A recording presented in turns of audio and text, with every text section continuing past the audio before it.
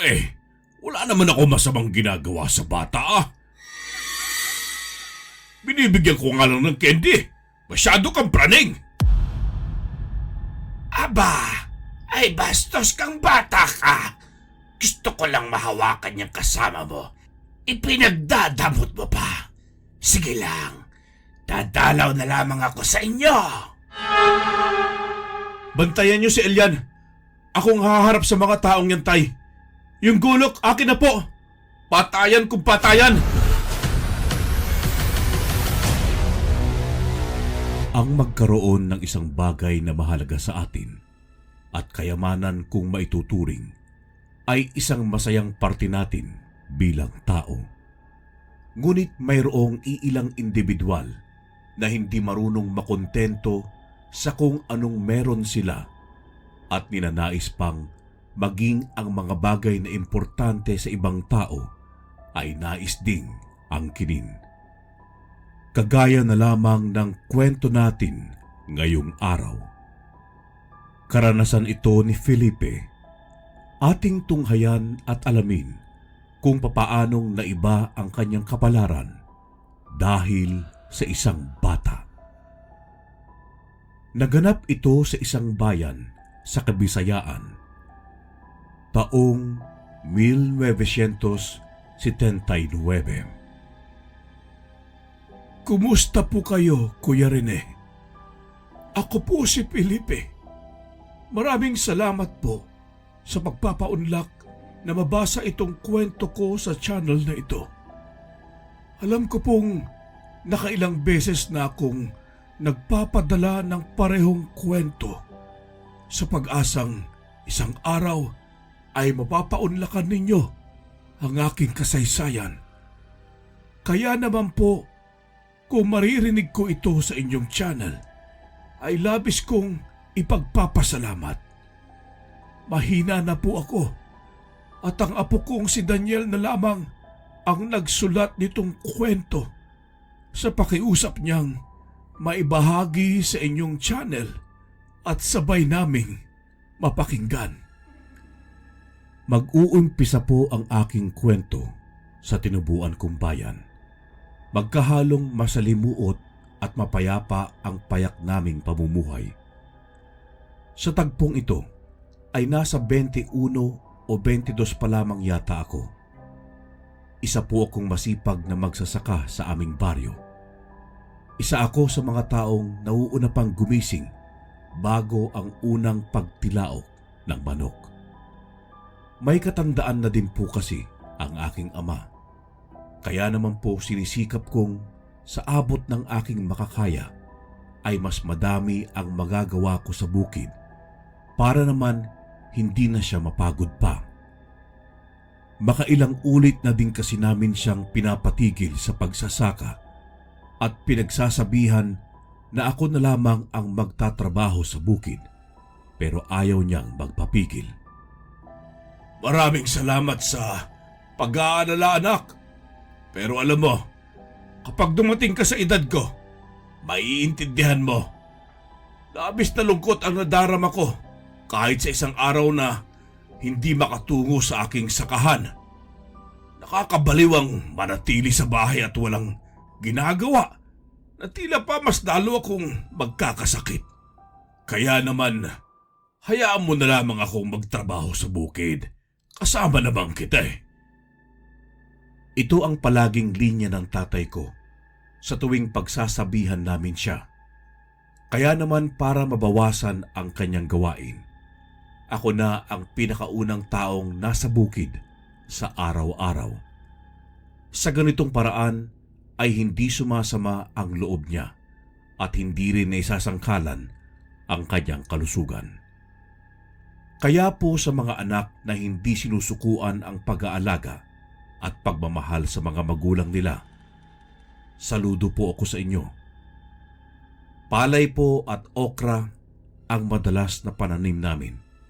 Bukod po dito ay ang pagtitinda nila nanay ng kakanin sa bayan ang pinagkukunan namin ng pangkabuhayan sa araw-araw.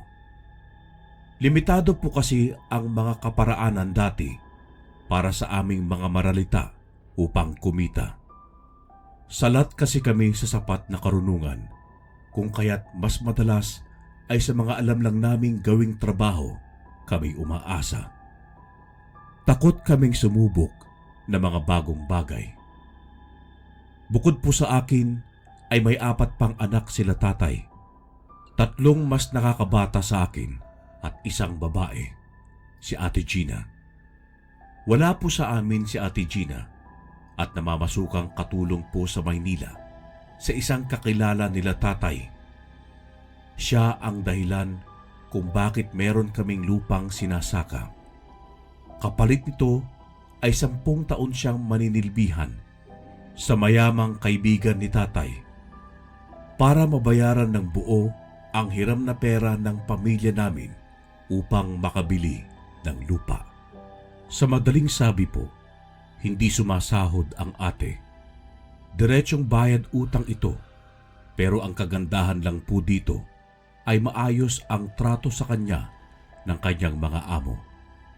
May sarili daw siyang kwarto doon sa bahay nito at libre sa lahat.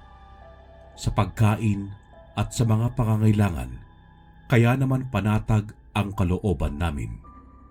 Parang ganito po kasi ang nangyari. Nagkasakit yung bunso namin na ngayon ay 7 taon na. Pero nasa 2 taon pa lamang siya nang magkasakit. Kaya naman kinakailangan naming isanlayong lupa para sa pagpapagamot ng kapatid ko.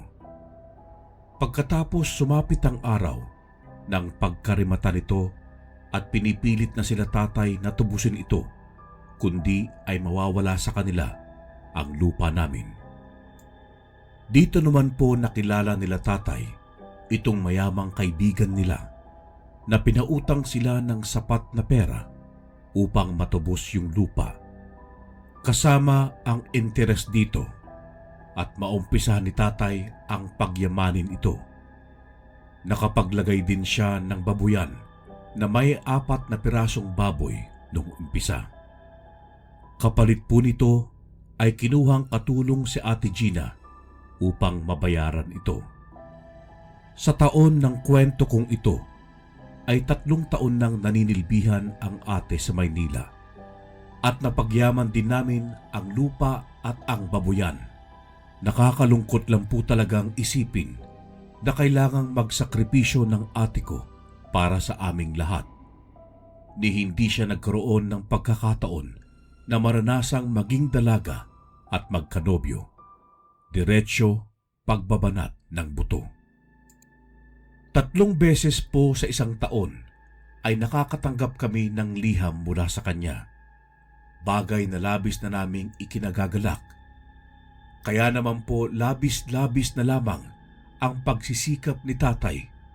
Gawa ng tila nakokonsensya siya sa kinasadlakan ng ate ko. Sinisisi niya ang sarili niya dahil sa kawalang kakayahan niyang protektahan ang mga anak niya. Kapag wala naman po akong gawa sa bukid, ay nagtutungo po ako sa kakahuyan upang manguha ng kahoy na panggatong na ibinebenta ko. O di naman kaya, naguuling ako na mas mahal ng konti sa tipikal na panggatong. Isang araw, habang nangangahoy ako at abala sa pagpuputol nitong mga tuyong sanga na nakolekta ko na balak ko namang gawing uling, may isang babae ang napadaan kung nasaan ako. Sa tansya ko po ay nasa parehong edad ko ito. Ang kaso nga lang ay bahagyang maputla dahil sa labis na kaputian nito. Alam niyo po yung pakiramdam na parang may iba sa pagkakataong yun. At sa tagpong yun, tila kasi hindi nababagay yung itsura nitong dalaga sa kagubatan. Hindi ko lamang ito pinansin dahil sa isip ko baka mga dayo lamang sa lugar namin na namamasyal sa kakahuyan, gawa nga ng may magandang talon malapit sa amin. Muli kong ibinaling itong atensyon ko sa mga ginagawa ko. Kailangan kong makarami ng kahoy para sulit ang gagawin kong pag-uuling. Makalima ng sako lamang ako Ayos na yon at makakabili na ito ng mga pangkonsumo namin sa bahay. Sa sobrang pagkatuon ng pansin ko sa mga uulingin ko, hindi ko po napansin na nasa harapan ko na pala itong dalaga, nakaupo din at pinagmamasdan ako. Kakaiba po ang ngiti sa akin nitong babae at nagtatanong kung ano daw ba ang ginagawa ko. Ako naman po ay labis ang pagkahiya kasi po mas maganda pala siya sa malapitan. Ang kaso, parang hindi nasisikatan ng araw sa labis na kaputian nito. Ako naman sa pagkagulat ay mautal-utal sa pagsagot sa kanya at hindi ko alam kung magtatagalog ba ako o gagamit ng lokal na dialekto. Tagalog kasi itong magsalita. Pilit ko na lamang na pinakalma ang sarili ko, sabay tingin sa kanya. Mag-uuling ako. Hanap buhay ko kasi ito para matulungan ko mga magulang ko sa gastusin. Pero hindi ako pumuputol ng mga puno dito. Kinokolekta ko lamang ang mga tuyong kahoy. Mga natumba ng bagyo o mga napuputol na kahoy sanhi ng malakas na bugso ng hangin. Ito lang kasi ang alam ko bukod sa pagsasaka eh. Dayo ka lang ba dito sa baryo namin? Pagtatanong ko naman dito. Ngunit ngumiti lamang ito at sinabing maaari ko daw sabihing dayo lang siya. Pero sa maniwala kayo at sa hindi karene, may kakaiba dito sa babae kahit nang una ko pa lamang itong makita. Daroon lamang itong nakamasid sa akin hanggang sa matapos na ang pagkakamada ko sa gagawin kong uling. Tila ba walang pakialam kung abutin siya ng hapon at masayang ang kanyang oras. Kaya naman sa pakiwari ko ay anak mayaman itong nagliliwaliw lang. Nagpakilala itong babae bilang si Catalina at ayon pa sa kanya ay malapit lang naman daw sa baryo namin ang tirahan niya. Kaya ayos lang daw kung abutin siya ng hapon. Hanggang sa napagpasyahan kong magpaalam na sa kanya. Balak ko ay sa kinaumagahan ko na lamang gagatungin yung uling para naman maghapon kong babantayan. At pagdating ng gabi ay maaari ko ng tabunan ng buo para naman wag maabo. Ayoko po kasing magpaabot ng umaga sa gubat dahil sa maraming kwento tungkol sa mga mapaglarong mga nilalang ng gubat at ng mga aswang na ginagawang daanan ang kakahuyan sa tuwing magtutungo ito sa mga punteriya nilang baryo. Natanong naman ako nitong si Catalina kung kailan daw ba ako babalik uli. Kaya naman ang sagot ko ay bukas ng umaga naroon na ako para sa aking gagawing pag-uuling. Wika naman nito ng dalaga na maghihintay daw siya doon para sa akin. Bagay na labis kong ipinagtaka at ikinatakot. Kasi hindi ko kilala ang dalaga at hindi ko alam kung anong uri ba ng tao ang pamilya nito. Mamaya kasi ay malupit ang tatay nito at masaktan pa ako kapag napagbintangan akong may ginagawang masama sa anak nila. Madalas ay ganoon naman kasi sa aming lugar. Kapag mahirap ay bawal makipagkaibigan sa mga mayayaman na matapobre ang magulang. Pag-uwi ko naman sa bahay, ay naroon sila tatay at abala sa pagluluto ng mga inani nilang kamote sa likod bahay. Nakakatuwa ngang isipin na kami mismong mga magsasaka ng palay ay nauubusan ng bigas sa tahanan. Kapag wala na kaming bigas, ay madalas naguhukay na lamang sila tatay ng kamote sa mga tanim nilang mag-asawa. Niyog lang kasi na kinayod at asin ang katapat nitong sausawan, ay tiyak na mabubusog na kami. Oh, nariyan ka na pala, Felipe. Halika na at saluhan mo na kami dito sa pagkain. May natira pa tayong tuyo dun sa banggerahan. Inihaw na lang din namin pang ulam dito sa kamote. Halika na anak! Hindi ko po alam ng mga sandaling yon kung matatawa ba ako o maiiyak. Nahanap kasi nila tatay itong iilang pirasong tuyo na isiniksik ko sa mga panggatong namin.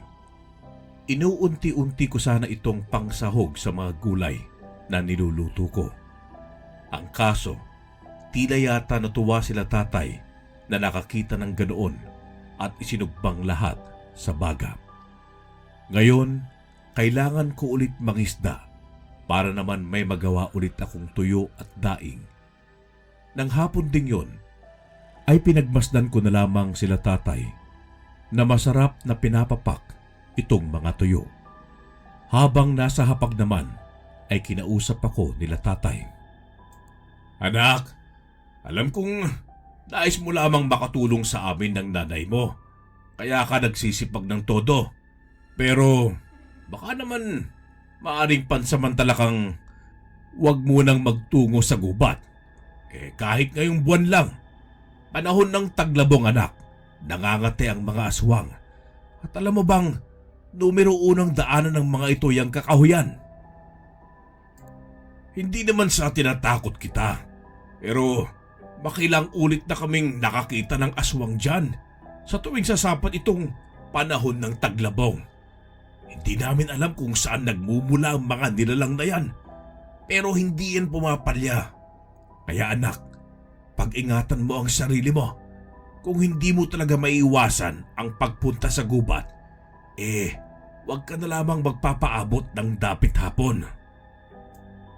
Pagpapakiusap sa akin ng tatay ko. Ako naman po para wag na silang mag-alala, ay sinigurado ko na lamang sa kanila na pagkatapos ng pag-uuling ko ay hindi na muna ako magtutungo pa sa gubat. Isa pa, ayoko din namang makakita ng aswang. Sino ba naman ang gustong makaharap ang isang halimaw na kumakain ng tao? Hindi ba? Nang pagsapit naman po ng madaling araw, ay biglaan na lamang akong nagising. Tila labis ang sakit ng tiyan ko at nasobrahan ako sa kinain kong kamote. Ang problema nga lang ay nasa labas ng bahay namin ang palikuran. Literal na nasa likod po ng bahay. Dito naman po ay may nakakapangilabot na bagay ang nangyari sa akin. Habang nasa kubeta po kasi ako, at alam nyo na po, seryoso ako nito nang biglang nakarinig ako ng naglalakad sa labas. Nung unay akala ko kapatid ko lang o di kaya'y sila tatay, kaya hinayaan ko na lamang. Ngunit ang nakakatakot na parte po ay nung tawagin nito yung pangalan ko. Boses babae at normal na boses naman. Ang nakakatakot lang po, madaling araw yun at wala kaming malapit na kapitbahay. Hindi pa man ako tapos, nagmadali na lamang akong makalabas ng kubeta. Ang naisip ko ay tumakbo ng pagkatulin-tulin, papasok sa bahay at huwag nang lilingon pa.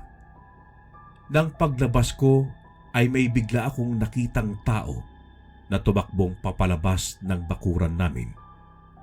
Matulin ito at hindi ordinaryo ang paggalaw. Saglit akong napatunganga nang mapagtanto kong delikado ako sa labas oras na bumalik ito. Hanggang ngayon po, natatandaan ko pa yung takot na naramdaman ko noon at yung lamig sa katawan ko. Sumapit po ang umaga. Siyempre, kamote po uli ang pagkain. Wala pang bigas. Pero totoong masarap naman talaga ang kamote, kaya wala akong reklamo dito.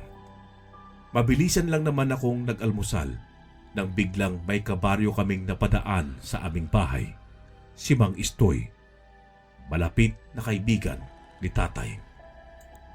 Magandang umaga, Istoy! Manong atin? Mukhang napaaga ang paglalakad-lakad mo ah!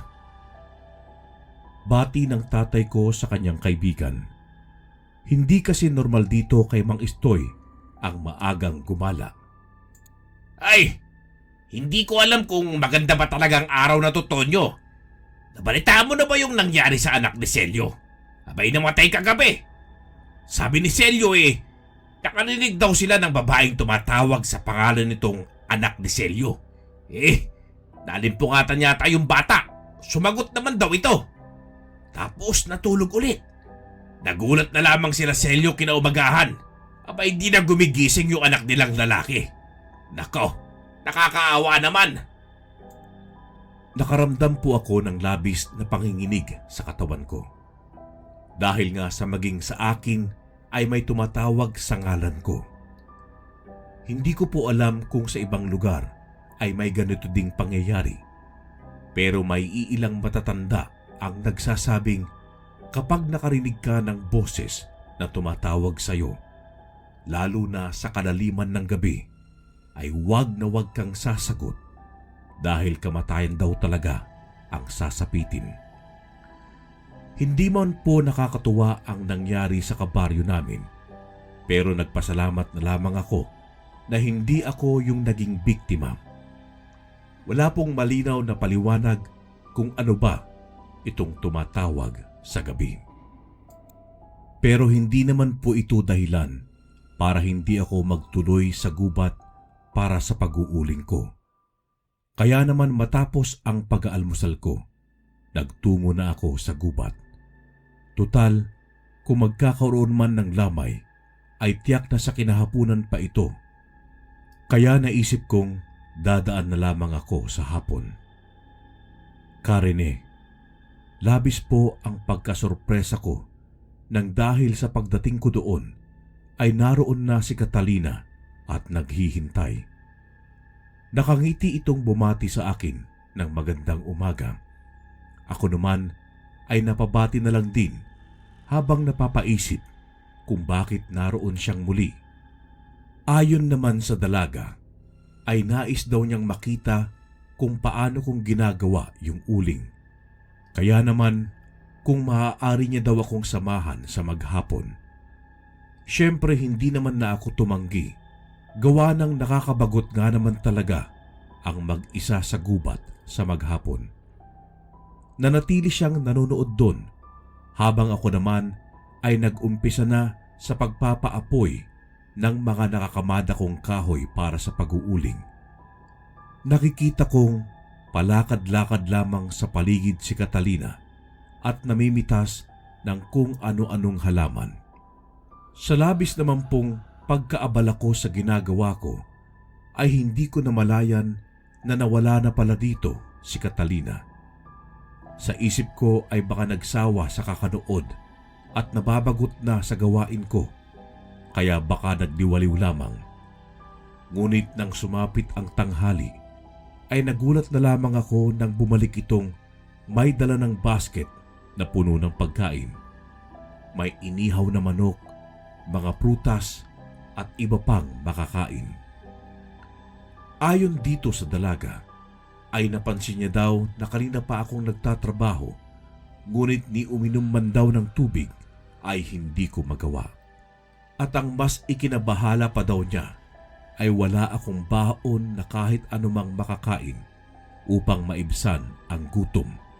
Kaya naman daw nagpahanda siya ng makakain namin.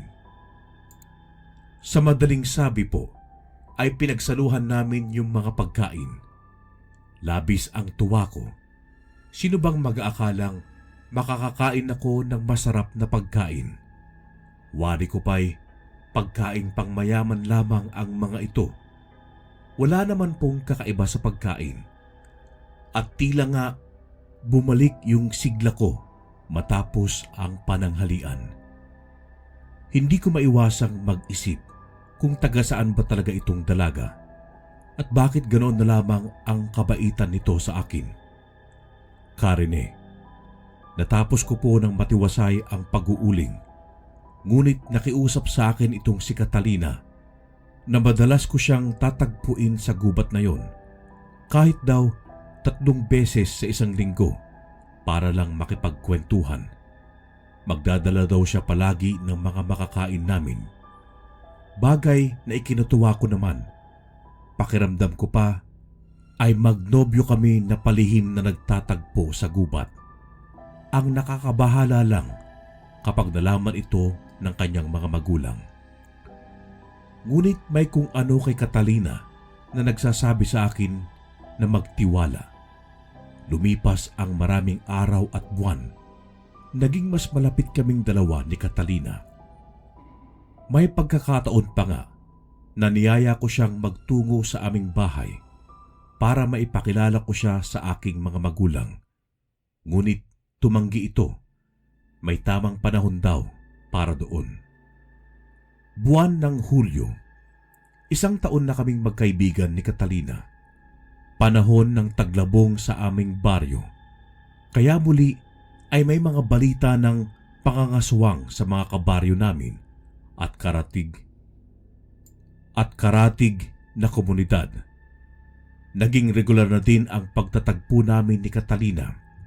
Ngunit sa mga panahong yun ay nangangamba ako para sa kanya. Hindi ko pa din kasi alam kung saan ang bahay niya nang dahil ni minsan ay hindi ito pumayag na ihatid ko siya. Hanggang sa isang tagpo, bandang mag-aalas 3 na ng hapon, akma na sana ako magpapaalam dito sa dalaga nang bigla kaming abutan ng napakalakas na ulan. Hindi ko naman maaaring hayaan siyang umuwi dahil sa napakadelikado, kaya nagtungo kami dito sa isang lumang kubo na palagi kong nadaraanan kapag nangangahoy ako.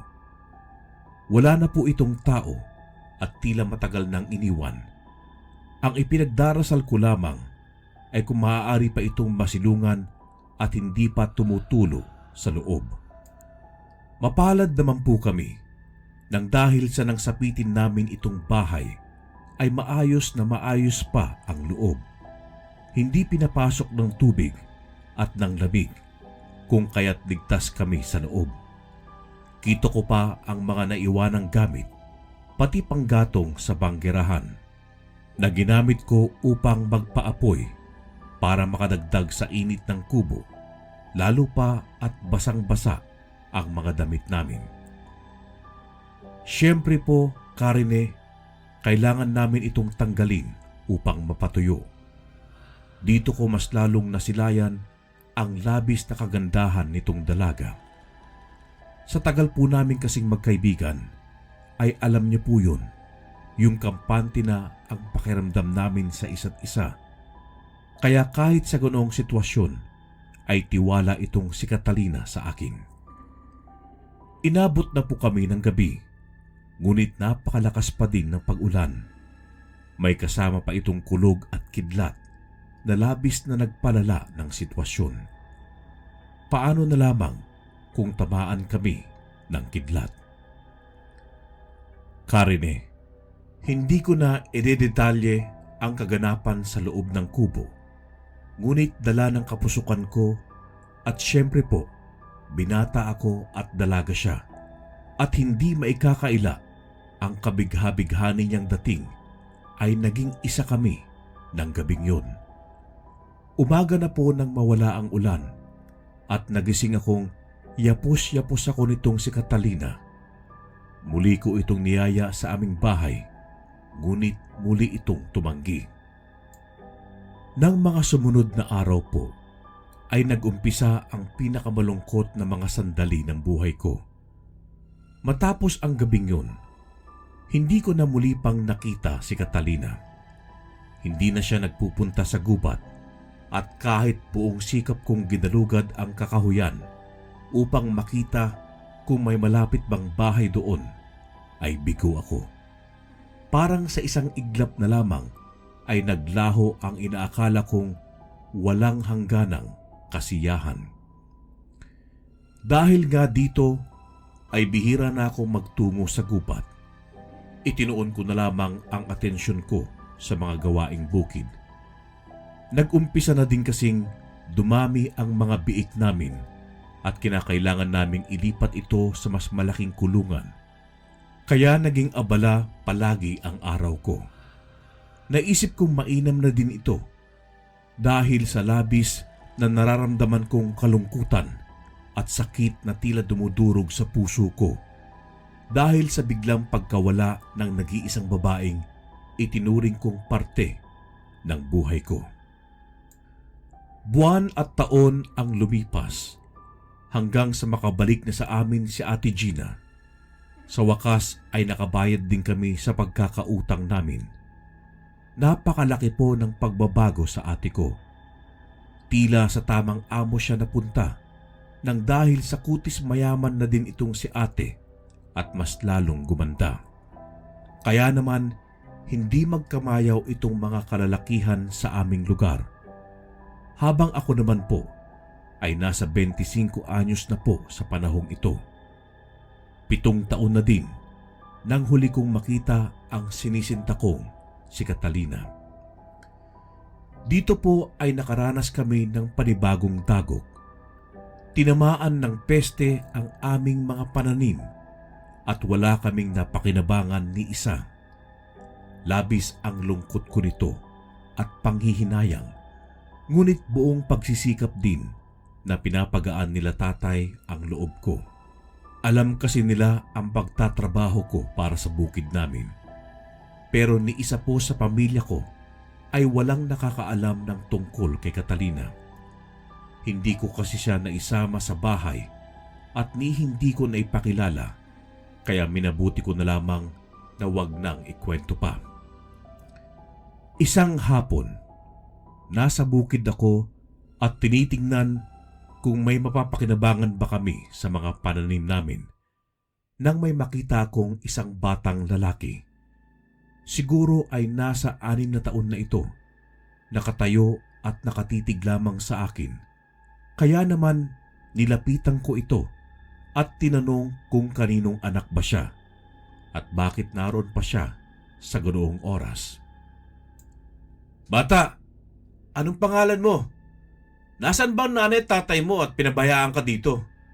Delikado dito. Baka makatapak ka pa ng ahas eh. Mabuti pa umuwi ka na sa inyo." Nagpakilala itong batang lalaki bilang si Elian. Malusog ito at kita ang kinis ng kutis na tila hindi naman anak ng magsasaka. Ayon kay Elian, nawawala daw siya at kung maaari daw bang sumama muna siya sa akin. Natatakot daw kasi siyang mag-isa. Naawa po ako sa bata, kaya dinala ko sa kapitan namin upang ipanawagan kung may nawawalan ba ng anak.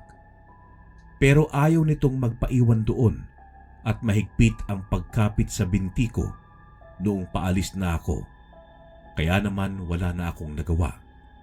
Sabi din ng kapitan ay isama ko na lamang muna sa bahay namin at sa kinabukasan na namin pag-iisipan kung anong gagawin.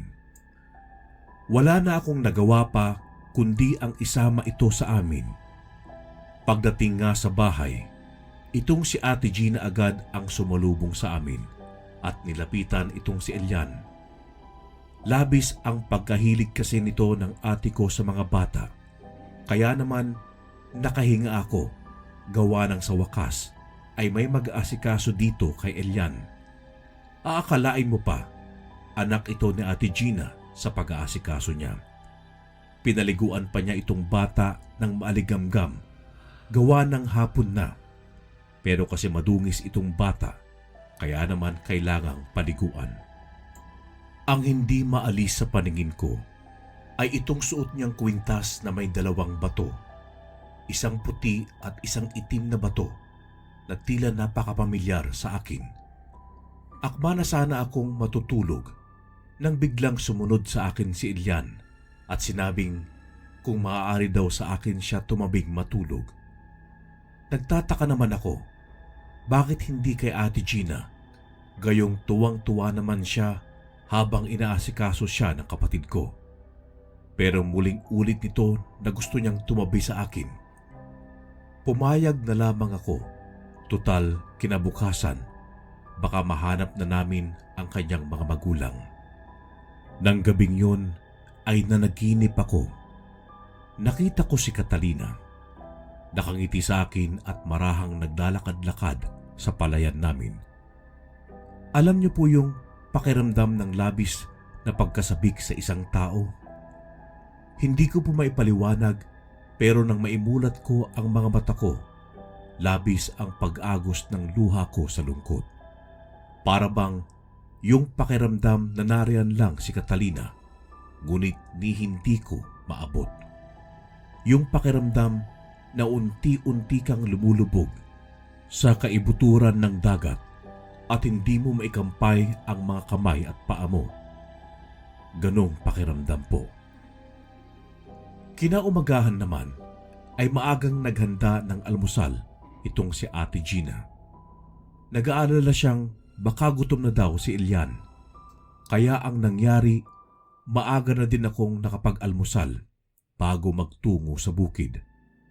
Madalas kasi ay nagkakape na lamang ako at naghihintay na lamang na dalhan ako nila tatay na makakain sa tanghali.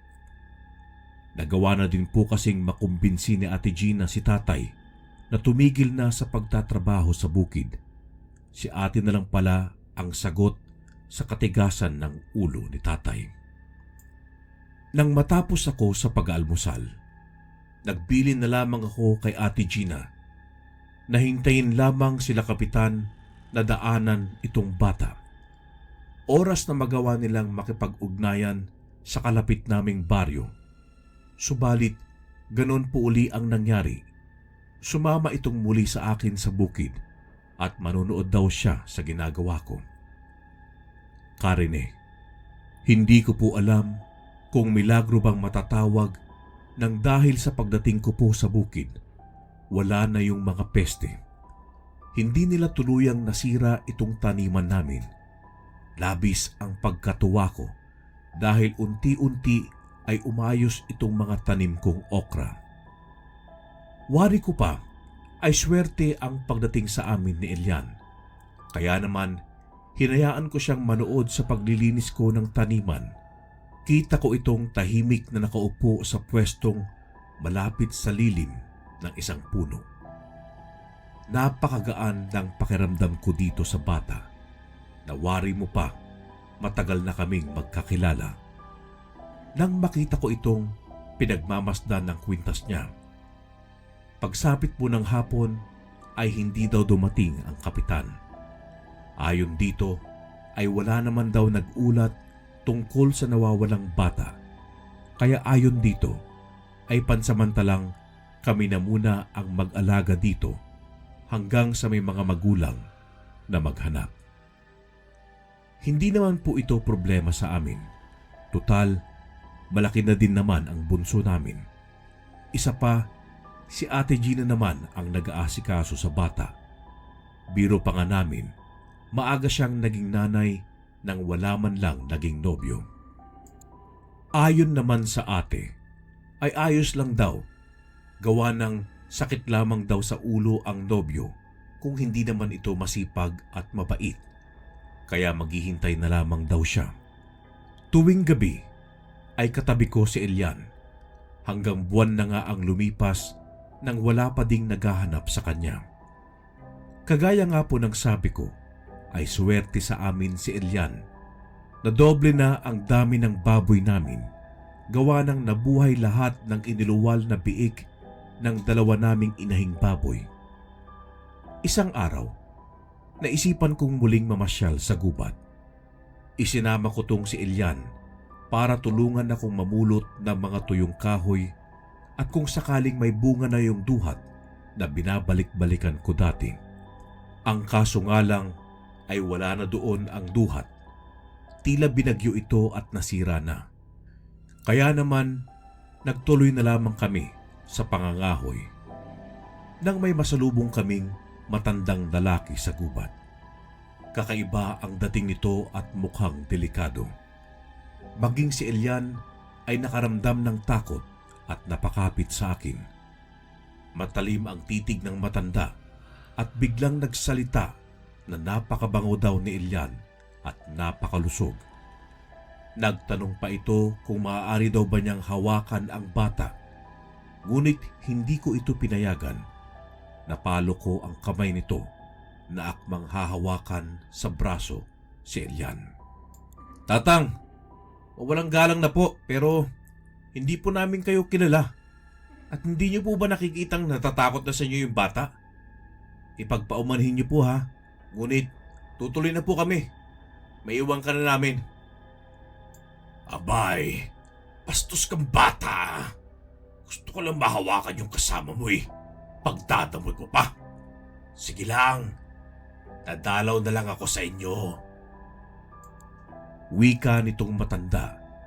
Dahilan naman para kilabutan ako at magmadaling maglakad palabas ng gubat. Itong si Ilyan naman, hawak ko sa kamay ko at patakbo-takbo na din. Wika pa nito ay nakatitig pa nga daw sa amin yung matanda at sumusunod. Mabuti na lamang at nagawa naming makalabas sa gubat. Ngunit naiwan na po namin yung mga panggatong na nakolekta ko. Kinabahan na din kasi ako. Pagdating sa bahay, agad kong pinaghugas ng paa at kamay itong si Ilyan at pinagbihis. Naisip kong baka kung ano pang gawin nitong matanda, kaya ang ginawa ko ay kinuha ko yung damit nitong si Ilyan at pinakuluan sa tubig at suka para lang maiwas sa pagkausog ang bata. Natanong naman ako nila tatay kung ano daw ba ang nangyari at sinabi ko naman yung tungkol sa matanda na kinukursunada si Ilyan. Tama lamang daw ang ginawa ko nang dahil sa hindi tagaroon ang matanda ay dahil sa taglabong nga. Hindi mawala ang paniniwala nila tatay na maaari itong isang aswang. At dahil sa pansinin nga si Ilyan ay hindi nakapagtatakang matipuhan ito ng aswang. Kinagabihan nga po ay hindi kami nagkamali. Bandang mag-aalas 11 po kasi ng gabi nang marinig ko itong huni ng aswang. Sabay ng pagdapo nito sa itaas ng bubong namin.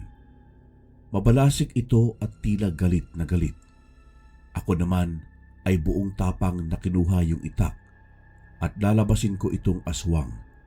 Nang pigilan ako ni Ilyan, mula sa kanyang 2 kwintas ay binigay nito sa akin yung kwintas na may itim na perlas. Naiwan sa kanya yung kulay puti.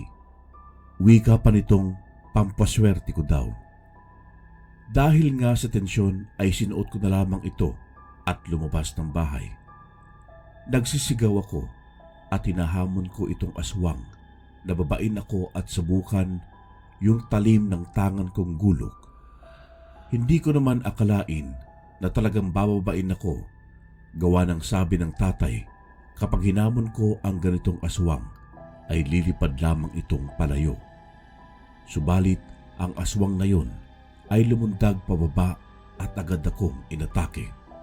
Nakakatakot itong aswang. Hindi ka pa man inaatake kapag nakita mo ang itsura nito ay tila papanawan ka na ng malay tao.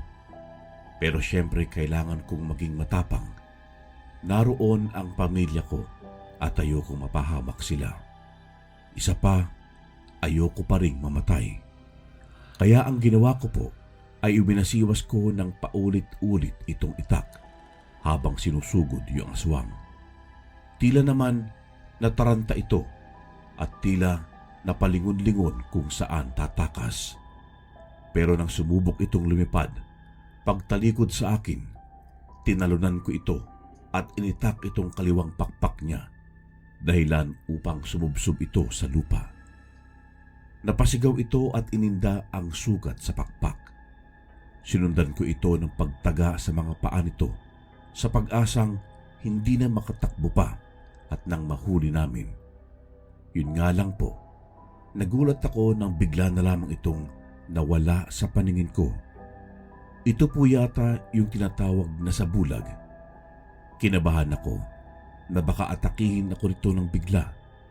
Ngunit nawala ito ng tuluyan na tila ginamit lamang na pangtakas yung kakayahan niyang maglaho. Maging ako man, nagulat sa lakas at tapang ko. Hindi ko po inaasahan na mapapaurong ko ang aswang. Pagbalik ko sa bahay, akala mo nanood ng pelikula itong si Elian na tuwang-tuwa. Ang galing ko daw at napatakbo ko yung aswang. Makailang ulit pa nga daw itong sumubsob sa lupa dahil sa mga sugat nito sa binti. Ipinagtaka ko naman ito.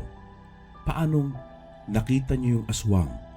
Gayong naglaho talaga ito sa aking paningin.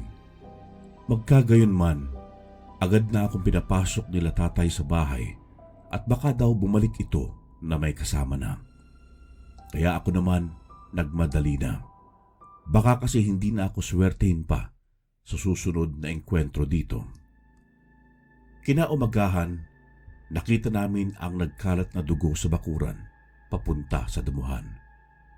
Isang malaking patay na aso ang natagpuan sa damuhan nang sundan namin ang mga dugo.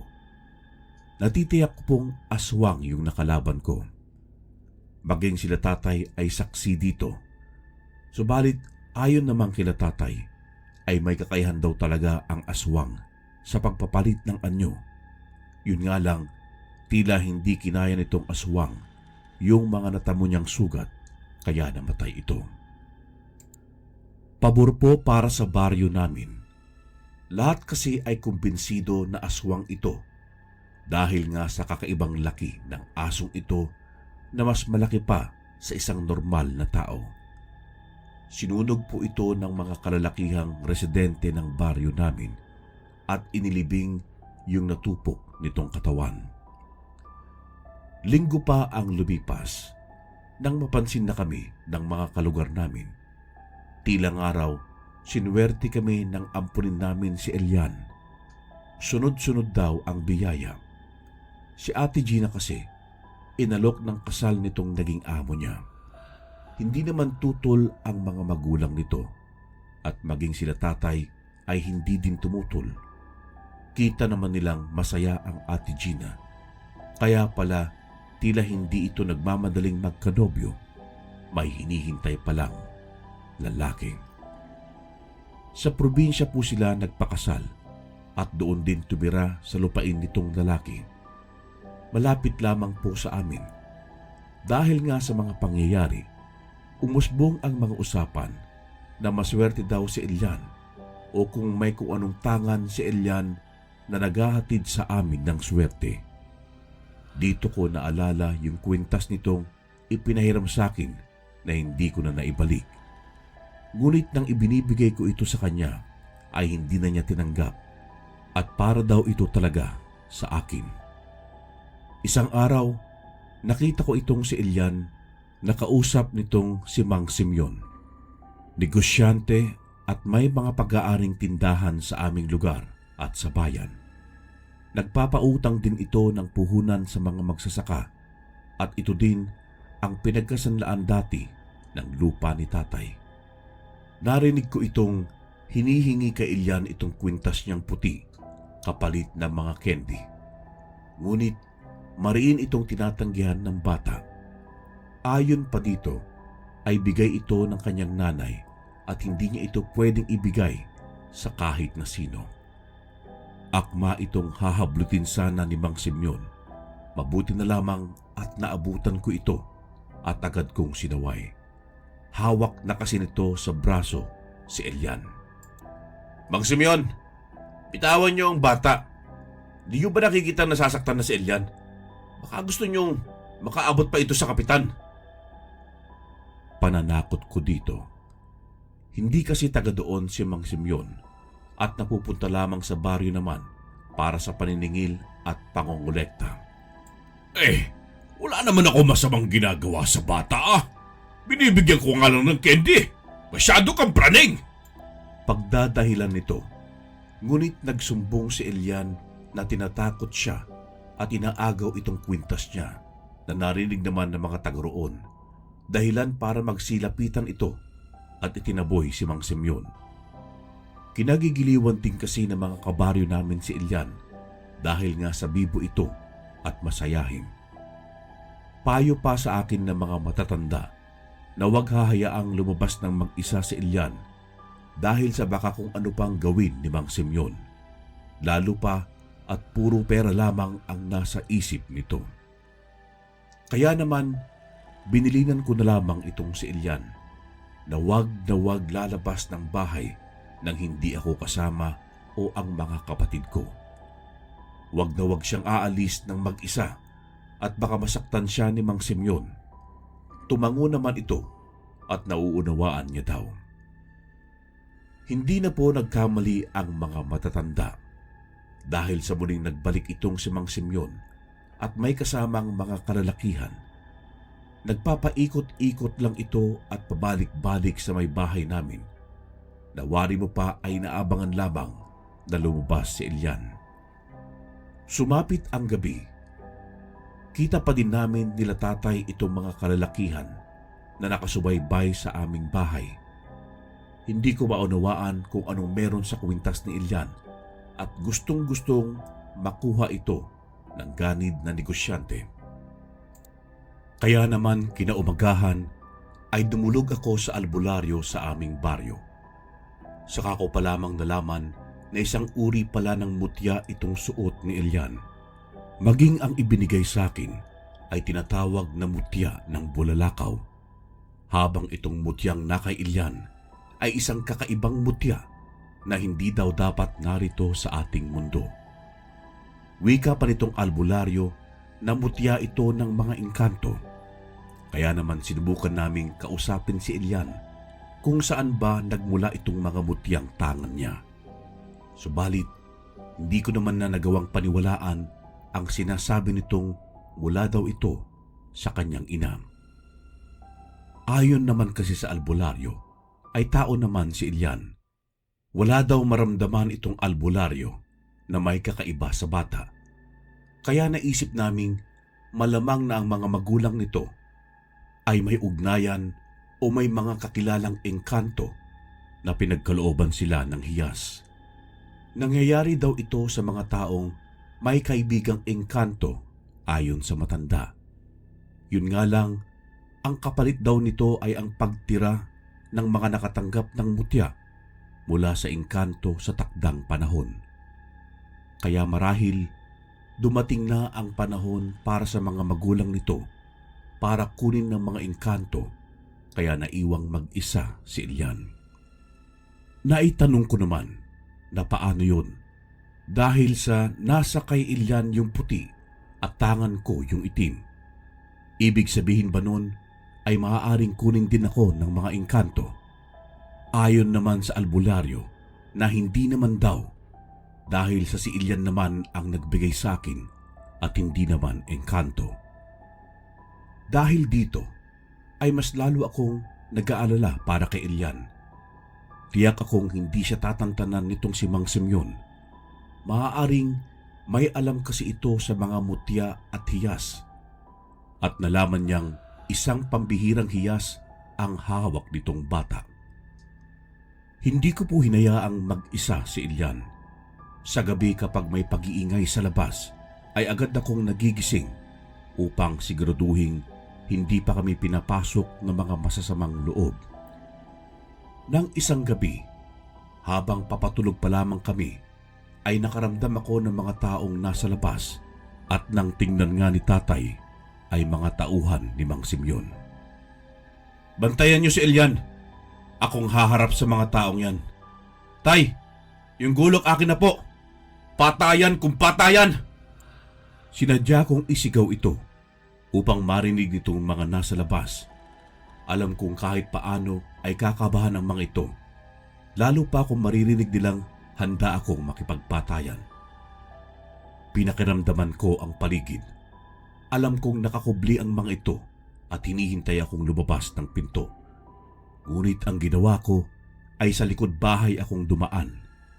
Inutusan ko itong kapatid ko na sumabay sa akin at tumakbong papunta sa kapitan upang tumawag ng tulong.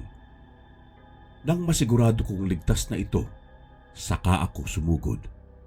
Kita ko pa itong mga tauhan ni Mang Simeon na nakaabang sa harapan at ganoon na lamang ang gulat nila nang magwala ako at iwas-iwas ko ng walang humpay itong hawak kong gulok.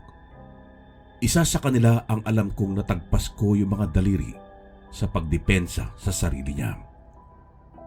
Wala na akong iniisip noon kundi ang mapatay itong mga kalalakihan na nagtatangkang pagnakawan kami o dukutin si Ilian.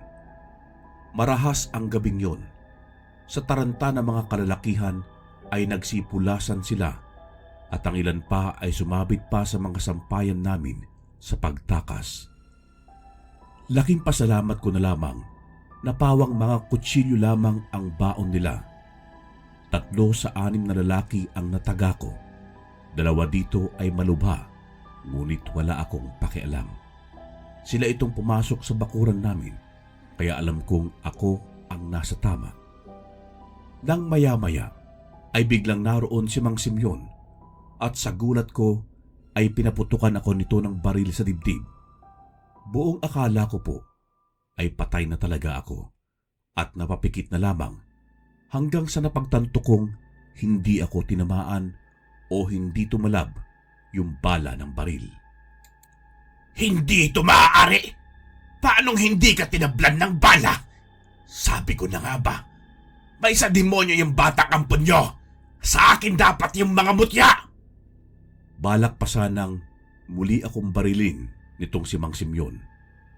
Nang buong lakas kong ibinato sa kanya itong gulok ko at walang mintis na tumama sa binti ng lalaki ang talim at tumagos ito. Napahandusay na lamang ito sa lupa at saktong pagdating naman nila kapitan. Huli sa akto na hawak nitong si Mang Simeon ang pagbaril at narinig din nila ang pagputok nito. Kaya naman walang kwestiyon na ipinahuli si Mang Simeon at ang mga nasakote nitong mga tauhan. Labis-labis ang pagpapasalamat ko. Sa wakas ay natuldukan na ang sakim na negosyante. Agad namang tumakbo itong si Ilian at yumakap sa akin. "Huwag ka na mag-alala, Ilian, at wala nang mananakit pa sa'yo. Ligtas ka na." Naging balita sa buong baryo namin, maging sa kabayanan ang naganap at ang ginawa nitong si Mang Simeon. Kaya naman, maging ang mga negosyo nito ay naipasara. Lumalabas na puro iligal ang itinatago nito sa mga establisimento niya. Unti-unti ay nakalimutan din ito ng mga kabaryo namin at unti-unti ay naging parte ng aming pamilya si Ilian. Hanggang sa sumapit ang 12 kaarawan nitong bata. Dito na naging kakaiba ang mga bagay. Dahil bago sumapit ang kaarawan nito, na ibinasi lamang namin sa naalala niyang kaarawan niya, may iilang mga kakaibang huni ang naririnig namin sa paligid ng bahay. At ilang ulit kong nakitang naglalakad ng tulog itong si Ilian. Karine, mahirap man pong paniwalaan, subalit sa eksaktong 12:00 impunto ng madaling araw, lumabas si Ilian ng bahay at doon ko muling nasilayan ang babaeng matagal ko nang hindi nakikita, si Catalina. Karine, anak ni Catalina si Ilian, anak naming 2. Ang nakapagtataka lamang ay tila hindi man lang nagbago ang itsura nitong si Catalina. Parehong-pareho noong huli ko siyang nakita. Ayon pa dito, ay susunduin na niya si Ilian. Nakiusap lamang pala itong kahit saglit ay gugulin niya ang kanyang oras kasama ang tatay niya. Kasama ako. Halos hindi ako makapaniwala. Nagkaanak ako nang hindi ko alam. Kaya pala ganoon na lamang ang pagkagiliw ko kay Ilian. At kaya pala sa gabi-gabi ay ako ang nais nitong makatabi. Karine, inimbitahan ako ni Catalina. Ayon pa dito ay maaari naman akong sumama sa kanila para mabuo ang pamilya namin. Yun nga lang ay hindi na ako makakabalik pa kila tatay oras na gawin ko ito. Pasensya ka na, Catalina. Gusto kong sumama sa inyo. Gusto kong mabuo tayong 3. Pero hindi ko maaaring iwanan ang mga magulang ko dito. Matanda na sila at kaunting panahon na lamang ay mamamaalam din sila. Kung magagawa niyong hintayin ako, kahit man lang kapag nasigurado ko ng maayos na ang mga kapatid ko.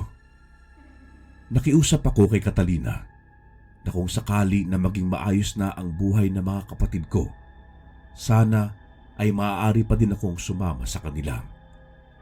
Ayon naman kay Catalina, ay bibigyan niya ako ng ilang araw at babalikan niya ako. Pagkatapos nito, ay bigla na lamang nawala itong si Elian at Catalina. Parang panaginip po, parang mahirap paniwalaan, at parang imahinasyon ko lamang. Subalit nasa akin ang dalawang mutya na dating suot ni Elian. Karene, naghintay po ako. Araw, linggo, buwan, at taon hanggang sa kasulukuyan. Subalit walang Catalina ang nagpakita sa akin. Ayon naman sa kaibigan kong albularyo, ay sadyang iba ang takbo ng oras sa mundo ng mga engkanto. Maaaring ang 10 araw na sinabi sa akin umano ni Catalina ay ilang dekada na ang katumbas nito sa atin. Subalit, umasa pa din ako na sana balang araw huli kong makita itong si Catalina at ang aking panganay na anak. Bagamat suntok sa buwan, habang nasa akin itong mga mutya, ay patuloy akong aasa. Maraming salamat po at dito ko na lamang po tatapusin ang aking kwento. Wakas.